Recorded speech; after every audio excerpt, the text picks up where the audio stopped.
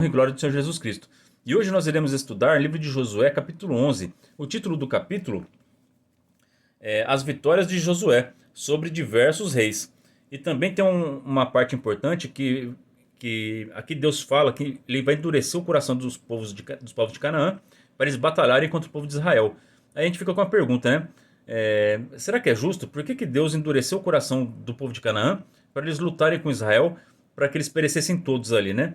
Então aqui neste capítulo vai ter várias respostas, tá? Sobre essas dúvidas. Porque quem não é cristão, quem não tem costume de ler a Bíblia, quando lê essa passagem pela primeira vez, ela se assusta e fala: nossa, mas Deus é mau, né? Ele está matando um monte de pessoas, mulheres, crianças aqui, animais. Por que ele está fazendo essa matança aqui no povo de Canaã, né? Sendo que ele próprio endureceu o coração deles. Então, isso é uma pergunta. Todo mundo, quando começa a ler a palavra de Deus, eu tenho certeza que você fez essa pergunta, né? Mas aqui, com esse vídeo, nós vamos ter as respostas, tá? Então vamos começar esse estudo com a ajuda de Deus, a guia do seu bom espírito, em nome do Senhor Jesus. Verso 1. Sucedeu depois disto que, ouvindo o Jabim, rei de Azor, enviou a Jobabe, rei de Madom, e o rei de Sinrom, e o rei de Axaf, né? Então, depois disto o que, né? Aqui o verso 1 começa assim: sucedeu depois disto. O que aconteceu depois? No capítulo anterior nós vimos que Josué venceu 7 reis em apenas um dia, né? Santa Deus. Então é depois desse evento.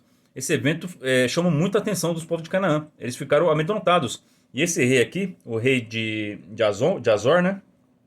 O rei Jabim, ele convocou todos os outros povos de Canaã para falar assim: ó, vamos batalhar contra esse povo de Israel, porque eles venceram 7 reis em um dia só. Se a gente não se juntar, nós vamos todos perecer, não vamos conseguir vencer Israel.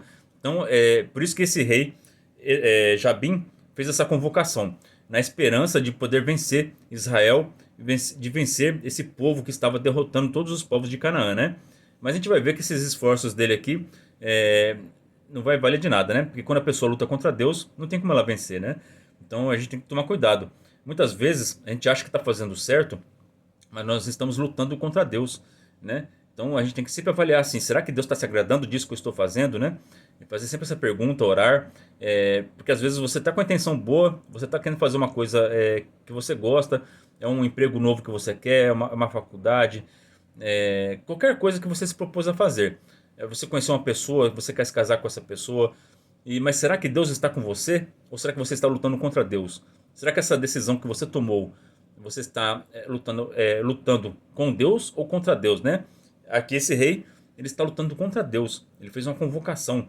Aqui, quem lê de fora, parece que ele está fazendo uma coisa boa. Nossa, ele está defendendo o seu povo. Mas aqui, no capítulo anterior, nós vimos que o povo de Gibeon defendeu o seu povo de outra maneira. Eles se renderam a Israel. Eles se renderam a Deus. Eles se entregaram e fizeram aliança com Israel e alcançaram a paz. E todos sobreviveram. Esse rei de Gibeon foi muito mais sábio do que todos os outros povos de Canaã, porque todos se rebelaram contra Deus e preferiram lutar contra Deus. Então que nas nossas decisões, as nossas decisões sejam a favor de Deus e nós seremos vitoriosos. Mas se nós tomarmos decisões no nosso dia a dia que desagradam a Deus, nós vamos cometer os mesmos erros que esse rei Jabim está cometendo, tá bom? Então fica essa reflexão para nossas vidas, tá? Verso 2. E os reis que estavam ao norte, nas montanhas e nas campinas, para o sul de Quinerote e nas planícies e em Naftordor, da banda do mar, ao cananeu do oriente e do ocidente, ao amorreu e ao eteu e ao ferezeu e ao jebuseu nas montanhas, e ao eveu e ao pé de Hermon na terra de Mispá. Esse Monte Hermon aqui, quem leu já o livro de Enoque, né? Quem já estudou bastante o Gênesis capítulo 6, sabe que esse Monte Hermon foi onde os 200 anjos que se rebelaram contra Deus desceram aqui na terra e tiveram relação com as mulheres humanas, né? E dessa relação nasceram os gigantes, os Nefilins, né? Então todo esse povo que mora em Canaã aqui, a maioria ou é descendente desses anjos caídos, né? Que são os Nefilins, ou são povos humanos que se contaminaram com as doutrinas desses povos, né? Então por isso que Deus está fazendo um limpa nessa região. Então que Deus está julgando esse povo de Canaã, porque eles se contaminaram geneticamente com anjos caídos, e também os que não estão contaminados geneticamente se corromperam moralmente pelas suas doutrinas, né? Então aqui criou um monte de religião, né? esses 200 anjos fizeram uma bagunça aqui na Terra, né? Eu recomendo que vocês leiam o livro de Enoque, porque ele revela muito sobre o capítulo 6 do livro de Gênesis, tá bom? Então vamos estudar para a gente compreender. Então que nosso Deus não é mau, ele não está mandando matar essas pessoas porque matar mulheres, crianças sem motivo. Não, tem um motivo. Eles se contaminaram geneticamente com os anjos caídos e também se prostituíram as suas doutrinas, começaram a adorar anjos em vez de adorar o Criador, né? Então isso é um perigo muito grande, tá? Então todos esses deuses antigos do passado, lá, tanto os egípcios como os deuses dos cananeus aqui, eles são referentes a esses 200 anjos que desceram aqui na Terra, tá? Então esse politeísmo começou nessa época, lá no Gênesis 6, tá bom? E isso ficou muito forte na cultura do povo cananeu. Tão enraizado lá que Deus precisou fazer uma erradicação lá, tá bom? O mesmo motivo que Deus destruiu o mundo no Gênesis capítulo 6, porque a humanidade, todos os seus pensamentos eram maus, todos eles adoravam essas entidades. E apenas a família de Noé não se corrompeu. E aqui Deus está destruindo o remanescente desses povos, tá bom? Porque de alguma maneira esses gigantes aqui sobreviveram e estavam ainda nessa região. Então por isso que Deus mandou fazer o limpa lá na região do Canaã, tá bom? Verso 4. Saíram, pois, estes e todos os seus exércitos, com eles muito povo, como a areia que está na praia do mar, em multidão, e muitíssimos cavalos e carros. E todos estes reis se ajuntaram e vieram e se acamparam junto às águas de Merom para pelejarem contra Israel. Então toda essa convocação, todo o povo de Canaã se juntou e cercaram a Josué, né? E vamos ver aqui o que Deus respondeu a Josué, né? Verso 6. E disse o Senhor a Josué: não temas diante deles, porque amanhã, a esta mesma hora, eu os darei todos feridos diante dos filhos de Israel. Os seus cavalos já retarás, e os seus carros queimarás a fogo. Então aqui Deus garantiu para Josué que não importa o tamanho do inimigo, porque eles eram gigantes, né? Alguns deles eram gigantes, e a quantidade deles, porque o povo todo de Canaã se juntou contra eles. Não era para ele temer o que ele via com os olhos da carne, né? Mas ele deu uma esperança para Josué, ele deu uma promessa para Josué. E quando a gente tem uma esperança, uma promessa, a gente começa a enxergar com os olhos do Espírito. Então Josué já se via vencedor, ele já viu aqueles povos todos caindo e queimando diante dele, né? Então é assim que deve ser a nossa fé. Se Deus mandou você fazer alguma coisa, você buscou a palavra na igreja, Deus falou que é vitória, meu irmão. Continua lutando, que Ele vai te dar vitória, porque Deus não volta atrás da sua palavra, tá bom? Verso 7. E Josué e toda a gente de guerra com ele veio apressadamente sobre eles as águas de Merom e deram neles de repente. Então, santo é Deus, Josué tinha uma fé tão grande, ele entendeu de imediato que Deus ia dar vitória para eles, que ele não ficou esperando nada. Ele já juntou os homens de guerra e o povo de Canaã que cercou Israel, pensando que ia colocar medo no coração deles, eles foram surpreendidos porque Josué foi de encontro contra eles, né? Então eles não esperavam que Josué ia, eles esperavam que Josué ia se render, né? Que ia ser fácil, né? Mas quem foi surpreendido foram eles, né? Josué foi de encontro a eles de repente. Vamos ver o que aconteceu aqui, né? Verso 8. E o Senhor os deu na mão de Israel, e os feriram, e os seguiram até o grande Sidom, e até Refote Maim, e até o vale de Mispá, ao oriente. Feriram-nos até não lhes deixarem nenhum. Então aqui Deus cumpriu a sua palavra. Josué acreditou, foi e tomou posse da bênção dele, tomou posse daquelas terras e venceu esse povo incircunciso aqui, né? Então esses povos aqui, a gente vai ver mais pra frente que Deus não tinha pena deles. Por quê? Porque eles não eram mais a criação perfeita de Deus, não eram mais humanos. Eles foram corrompidos geneticamente, tá bom? Então quando você lê na tua casa que Deus mandou matar mulheres e crianças, não eram humanos que ele estava falando aqui, tá bom? Eram pessoas corrompidas geneticamente e moralmente, né? Eram seres híbridos, tá certo? Filhos de anjos caídos, eram nefilins, tá? Por isso que Deus está fazendo esse limpo aqui em Canaã. Leiam Gênesis 6 e vocês vão entender do que eu estou falando, tá bom? Verso 9. E fez-lhes Josué como o Senhor lhes dissera. Os seus cavalos já retou e os seus carros queimou a fogo. Verso 10. Naquele mesmo tempo tornou Josué e tomou a Azor e feriu a espada ao seu rei. Portanto, Azor dantes era o cabeça de todos estes reinos. Então, o Josué, ele foi ao reino do rei de Ezor, porque ele foi o primeiro rei, o rei Jabim, né, que convocou aliança dos inimigos contra o povo de Deus, né? Então aqui ele está cortando o mal pela raiz, pelo cabeça, né? Então aqui ele já foi, venceu o rei que convocou, que fez toda essa bagunça, colocou todas as nações contra Israel, foi o primeiro a perecer, né? Então os inimigos de Israel, os inimigos da igreja, eles têm que pensar duas vezes antes de combater o povo de Deus. Porque hoje o povo de Deus não pode mais pelejar com a espada. Pelo contrário, Jesus Cristo nos ensinou a amar nossos inimigos, né? Então continue amando seus inimigos. A vingança é do Senhor, tá bom? O nosso Senhor, ele está vendo tudo o que está acontecendo, todas as maldades que estão fazendo contra você, as perseguições. E Deus, porque nós estamos vivendo o tempo da graça, Deus vai dando oportunidades para essa pessoa que está te prejudicando, ela se arrepender, para que ela venha se tornar uma pessoa melhor, porque Ele quer salvar a todos, Ele ama a todos, tá bom? Ele não quer que ninguém se perca, tá bom? Ao contrário desse povo aqui de Canaã, que eram pessoas corrompidas, que não tinham mais jeito, todos os seres hoje têm um jeito, tá bom? Todo aquele que se arrepender e crer em Jesus Cristo será salvo, tá bom? Então ore por essa pessoa que está te perseguindo, para que ela possa ter seus olhos espirituais abertos e alcançar a salvação, amém? Mas caso ela não venha se arrepender e, e a medida da injustiça dela ultrapassar os limites, Deus vai julgar ela, tá bom? Então faça a sua parte, ame seu inimigo, ore por ele, e o Deus é o Senhor da justiça, e no tempo certo Ele vai atender a tua causa, a tua necessidade, e vai afastar essas pessoas más de você, tá bom? Verso 12. E Josué tomou todas as cidades destes reis e todos os seus reis e os feriu ao fio da espada, destruindo totalmente, como ordenara Moisés, servo do Senhor, destruiu o mal pela espada da palavra, né, Santa Jesus Cristo? Então aqui, hoje nós vencemos o mal pela palavra, pela pregação do Evangelho, né? Hoje nós destruímos todo o mal, todo o pecado pela pregação da palavra. Aí quando a gente prega a palavra, a pessoa está escutando a palavra de Deus, o Espírito Santo a convence do pecado e vai fazendo transformação, vai fazendo aquela limpeza. E quando ela se arrepende, batiza, ela nasce uma nova criatura. Então hoje a nossa espada é a palavra de Deus, né? E é através dela que nós derrotamos o nosso inimigo, que é o pecado, e que é o adversário da nossa alma que vive nas regiões celestiais, né? Então a nossa batalha espiritual não é mais física, tá certo?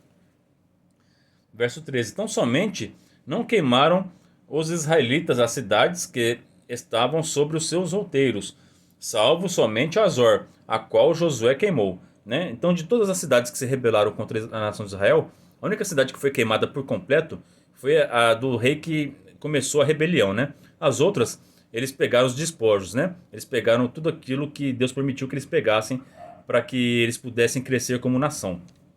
Verso 14. E todos os despojos dessa cidade, e o gado e os filhos de Israel saquearam para si, tão somente a todos os homens feriram ao fio da espada, até que os destruíram, nada do que tinha fôlego de vida deixaram com vida, né? Verso 15. Como ordenara o Senhor a Moisés, seu servo, assim Moisés ordenou a Josué, e assim Josué fez, nenhuma só palavra tirou de tudo o que o Senhor ordenara a Moisés. Como nós já vimos em estudos passados, Josué, ele é uma tipologia de Cristo, né? E da mesma forma que Cristo, ele com a sua própria boca falou que ele veio fazer a vontade do Pai, na sua primeira vinda, ele veio nos trazer a graça e abrir caminho do reino de Deus, né? Para que a gente possa alcançar a salvação. Mas na sua segunda vinda, ele vai fazer o que Josué está fazendo aqui, juízo. Ele vai vir para julgar as nações. Então, os que são santos, os que serviram, aceitaram Jesus Cristo como Salvador, esses serão arrebatados e vão subir para a glória de Deus. Mas aqueles que foram infiéis, que se rebelaram contra Deus, estes serão queimados com fogo, tá bom? Da mesma forma que essas cidades foram queimadas com fogo e foram destruídas por Josué, na segunda volta de Cristo, as nações pecadoras serão destruídas, tá certo? Verso 16. E assim Josué tomou toda aquela terra, as montanhas e todo o sul, e toda a terra de Gósen, e as planícies e as campinas, e as montanhas de Israel, e as suas planícies. Verso 17. Desde o monte Calvo, que sobe a Seir, até Baal-Gate, no vale do Líbano, as raízes do monte de Hermon, também tomou todos os seus reis, e os feriu e os matou. Verso 18. Por muitos dias Josué fez guerra contra todos estes reis. Então aqui nesse verso 18 fica muito bem claro, né? No capítulo anterior, nós vimos que Deus deu vitória sobre 7 reis em apenas um dia, né? E o que isso significa? que tem problemas na nossa vida que a gente consegue resolver rápido, que Deus dá a solução rápido para nós, né? Mas aqui essa batalha foi grande, né? Por muitos dias eles batalharam até conseguirem vencer todos esses povos, né? Então tem assim, tem enfermidade que vem que passa rápido, tem enfermidade que vem que demora muito tempo para poder Deus te libertar dela, né? Então tenha paciência. Tudo tem um tempo determinado por Deus, né? Eclesiastes capítulo 3. Então, no tempo certo, Deus vai te dar a vitória. Só que você não pode desistir, tá bom? Continua lutando e continua servindo a Deus e a vitória virá, tá bom? Verso 19. Não houve cidade que fizesse paz com os filhos de Israel, senão os heveus, moradores de Gibeon. Por guerra as tomaram todos. Então o único povo que foi salvo foi esse povo de Gibeon, que eu já expliquei no capítulos passados, que ele representa a igreja, né? Porque eles se arrependeram e fizeram aliança com Deus. Então todos aqueles que fizerem aliança com Jesus Cristo serão salvos, né? A nova aliança. Mas aqueles que se rebelarem contra Deus, na sua volta gloriosa, serão destruídos e sofrerão juízo por Jesus Cristo, tá bom? Porque ele que vai trazer as 7 taças da ira de Deus, como está em Apocalipse. Verso 20. Porquanto do Senhor vinha que os seus corações endurecessem, para saírem ao encontro a Israel na guerra, para os destruir totalmente, para se não ter piedade deles, mas para os destruir a todos, como o Senhor tinha ordenado a Moisés. Então por que Deus endureceu seus corações, né? Então vocês já sabem que esse povo aqui, Deus decretou juízo contra eles, né? Lá no livro de Moisés, nos seus livros, já tinha recebido essa ordem de destruir esses povos, porque eles se contaminaram com os anjos caídos, né? E pelas suas doutrinas pagãs. Mas aqui tem mais coisas para nós, né? Isso também, nos dias de hoje, Deus também endurece os corações das pessoas. Então eu queria que vocês lessem na casa de vocês, livro de Romanos, o capítulo 1, do verso 18 até o 32. Lê na casa de vocês e comparem com esse verso 20 aqui do Josué capítulo 11. Vocês vão ver, lá em Romanos 1 vai estar escrito que o nosso Senhor, aquelas pessoas que se rebelaram contra Deus, que renegaram o Filho de Deus, Jesus Cristo, Deus entrega a eles as suas próprias paixões, as suas próprias concupiscências. Então quando Deus se afasta das pessoas, elas ficam entregues aos seus próprios pecados. E então essa pessoa continua piorando, ela vai cada dia mais se sujando mais, até que ela se destrói a si mesma, né? Então leiam na casa de vocês Romanos capítulo 1, verso 18 a 32. E vocês vão entender por que Deus endurece o coração das pessoas. Porque quando Deus se afasta de um povo, de uma pessoa, essa pessoa ela fica orgulhosa, ela vive para os seus próprios prazeres, ela não está preocupada mais em agradar o Senhor, ela só quer agradar os seus desejos. E isso vai trazendo uma série de consequências negativas para a vida dela, até que ela chega à destruição, tanto física como espiritual. Então, a mesma coisa aconteceu com o povo de Canaã aqui. Deus endureceu o coração deles, se afastando deles, entregando eles às suas próprias paixões, entregando eles aos seus próprios desejos, a seus próprios ídolos de pedra, a confiança que eles tinham na força deles, no exército deles. Entregou eles para isso, por esse orgulho. E eles, endurecidos pelo seu próprio orgulho, atacaram a nação de Israel. Porque se Deus permitisse que esse povo não viesse de uma vez, Deus sabia que Josué ia ter pena desses povos, né? Então Deus queria destruir por completo aquele mal, queria tirar o mal por completo, pela raiz, né? Da mesma forma, um cirurgião, quando ele vê que uma pessoa tem câncer, ele tem que tirar toda a área afetada. Eles tiram até um pedacinho a mais por segurança, né?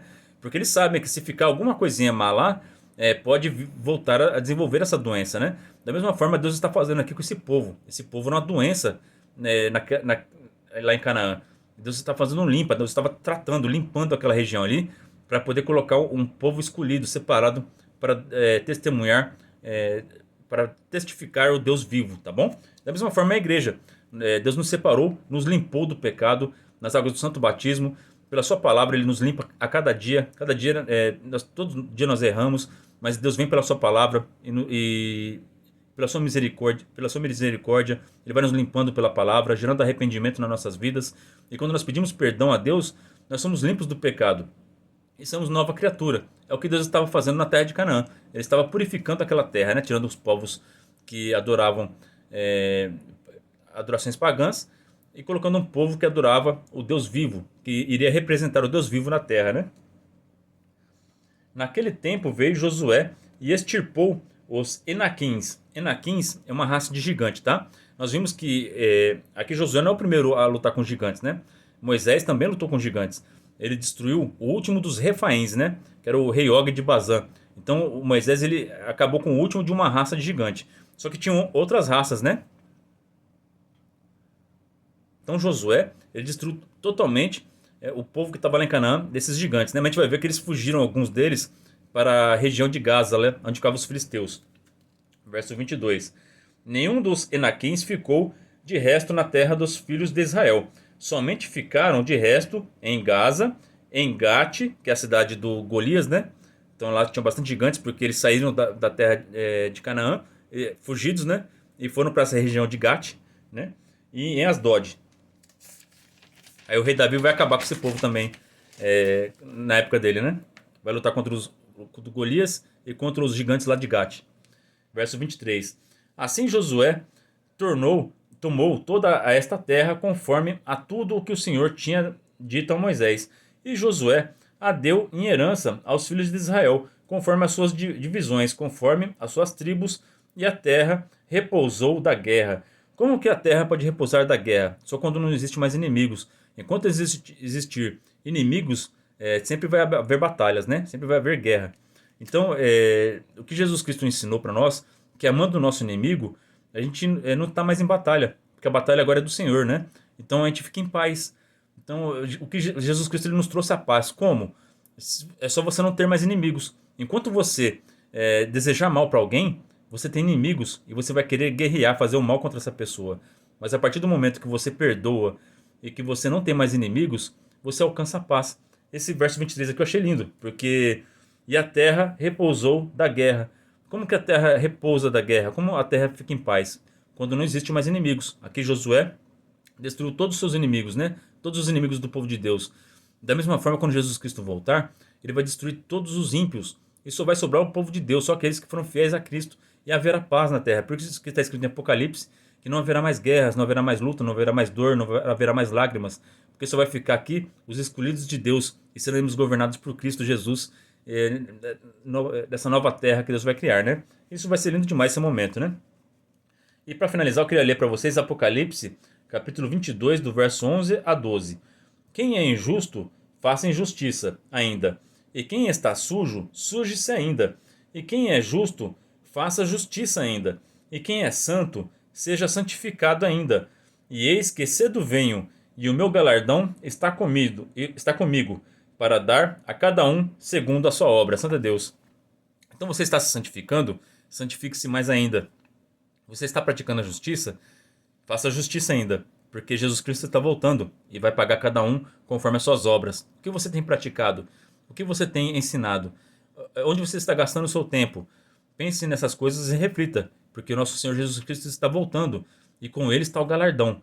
Agora, se você está se sujando, suje-se ainda. Se você está fazendo injustiça, continue fazendo injustiça, mas lembra-se disso, que Jesus Cristo está voltando e vai pagar cada um conforme a sua obra.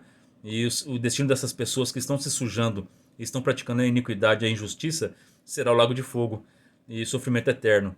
Então não compensa, tá bom? Arrepende-te agora, enquanto nós estamos na graça, e sirva a Jesus Cristo agora.